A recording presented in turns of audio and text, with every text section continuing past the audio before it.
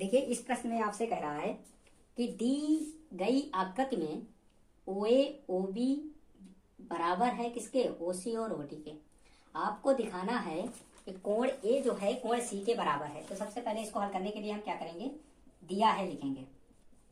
दिया है, क्या दिया है कि ओ ए जो है dot O B O C dot O D के बराबर है। ये बात हमको क्या करनी पड़ेगी, लिखनी पड़ेगी। फिर कह रहा है दिखाइए, दिखाने का मतलब सिद्ध करना है, सिद्ध करना है, ये लिखना पड़ेगा बोर्ड में। कोण ए जो है वो कोण सी के बराबर है, कोण बी जो है वो कोण डी के बराबर है। ये चीज हमको लिखनी पड़ेगी। फिर अब इसमें देखो क्या करना है, उपपत्ति करनी है कि इसे प्रूव करके लाना है। उपपत्ति क्या प्रूव करेंगे, उपपत्ति में हम लोग क्या करेंगे, जो दिया है उसको लेंगे। हमें क्या दिया है, ओ ए दिया है, ओ ए डॉट ओ बी बराबर ओ सी डॉट ओ डी दिया है। ठीक है, इतना हम लोग समझ गए होंगे। अब देखो ओ ए एक गुणे में इधर लिखा है ओ सी, उसके बटे में ओ ए के बटे में क्या लिया है, ओ सी, और ओ भी इधर गुणे में था तो ओ डी के बटे में चला जाएगा, क्या ओ बी बटे में चला जाएगा।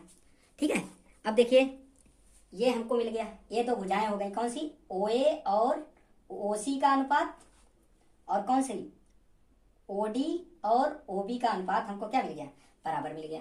इधर वाली भुजा इस ओ डी भुजा ओ बी के अनुपात के बराबर है, ओ ए भुजा ओ सी के अनुपात के बराबर है। अब देखो दूसरी चीज, ये शीर्षाभिमुख कोण बन रहा है ए ओ डी, ऐसे लिख सकते हैं। त्रिभुज में कोण ए ओ डी जो है कोण सी ओ डी बी के बराबर हो जाएगा। क्यों बराबर होगा, क्योंकि शीर्षाभिमुख कोण है। शीर्षाभिमुख कोण जो होते हैं वो बराबर होते हैं। तो देखो ठीक है, अब देखो सर्वांग समता रूल से देखो ये संगत भुजा है, कौन सी संगत भुजा है, ओ ए ओ सी के संगत भुजा है, ओ बी ओ डी के संगत भुजा बराबर है। तो दो साइडें के अनुपात बराबर हो चुके हैं और साथ साथ में इनका शीर्षाभिमुख कोण बराबर हो गया है। तो ये त्रिभुज जो होंगे समरूप हो जाएंगे। समरूप हो जाएंगे किस कसौटी से, ए ओ डी त्रिभुज समरूप हो जाएगा सी ओ बी के, किस कसौटी से, ए एस समरूपता कसौटी से हो जाएगा। ठीक है, जब त्रिभुज समरूप हो गए तो समरूप त्रिभुज के संगत कोण तथा संगत भुजाओं के अनुपात जो होते हैं वो बराबर होते हैं। तो ए वाला कोण किसके बराबर हो जाएगा, ये वाला संगत कोण किसके है, सी के। तो कोण ए बराबर क्या आ जाएगा, कोण सी, और कोण बी बराबर क्या आ जाएगा, कोण डी आ जाएगा। यही हमको क्या करना था, यही सिद्ध करना था, यही सिद्ध करना था। तो इस सवाल को ऐसे हम सर्वांग समता का प्रूफ, समरूपता प्रूफ करके इसे सॉल्व कर सकते हैं। आइए अब अगला सवाल देखते हैं। देखो इस सवाल में कह रहा है दो सकेंद्री, सिद्ध कीजिए दो सकेंद्री वृत्तों में बड़े वृत्त की जीवा छोटे वृत्त की जीवा को स्पर्श करती है तो स्पर्श बिंदु पर दो बराबर भागों में बांट देती है। तो देखो हमें दिया है कि सबसे पहले दो सकेंद्री वृत्त ये हैं, एक वृत्त बनाया और फिर दूसरा वृत्त बनाया, केंद्र दोनों का एक है इसलिए इनको हम सकेंद्री वृत्त कहते हैं। फिर समझिए, फिर कह रहा है कि अगर कोई बड़े वृत्त की जीवा खींची जाए किसी बिंदु पर प्रतिच्छेद करे, तो पी बिंदु पर प्रतिच्छेद कर रही है।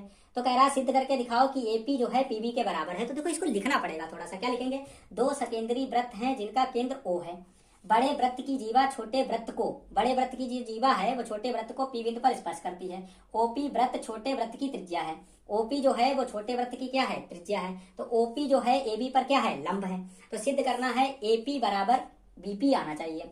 तो हमें रचना करनी है कि OA तथा OB को मिला दिया। अब हमारे पास दो त्रिभुज बन गए, क्या त्रिभुज बन गया, OPA बन गया, दूसरा त्रिभुज कौन सा बन गया, OPB बन गया। देखते हैं कुछ हो सकता है ये त्रिभुज सर्वांग सम हो जाए तो इनकी संगत भुजाएं बराबर हो जाएं। तो हमने क्या किया, दो त्रिभुज लिए, OPA इधर वाला त्रिभुज और OPB इधर वाला त्रिभुज लिया। अब हमने क्या किया, OA और OB को, देखो ये वृत्त बड़े वृत्त की त्रिज्याएं हैं, कोई भी वृत्त हो उसकी चाहे जितनी भी त्रिज्याएं खींची जाए वो आपस में बराबर होती हैं, तो ये बराबर हो गई। फिर देखा ये वाला 90 अंश का कोण बनाता है क्योंकि कोई किसी भी स्पर्श रेखा पर स्पर्श बिंदु पर खींची गई त्रिज्या लंब होती है, तो इसलिए 90 अंश का कोण बनाता है, इसलिए इसको OPA OPB के बराबर कर दिया।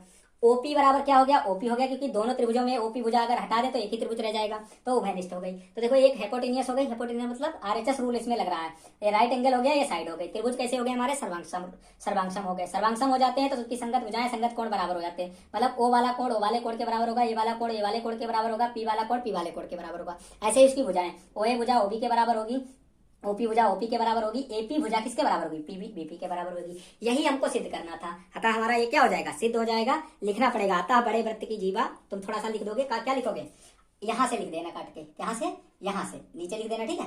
अतः बड़े वृत्त की जीवा छोटे वृत्त को स्पर्श वृत्त पर काटती है, यहाँ नीचे बढ़िया तरीके से अतः करके फिर ये लाइन यहाँ से क्या करना है, उतार देनी है, समुद्रवादित करती है, प्रूफ में आपको लिखना है, ठीक है। तो अब आप हमें लगता है समझ में आ गया होगा। आइए अगला क्वेश्चन देखते हैं।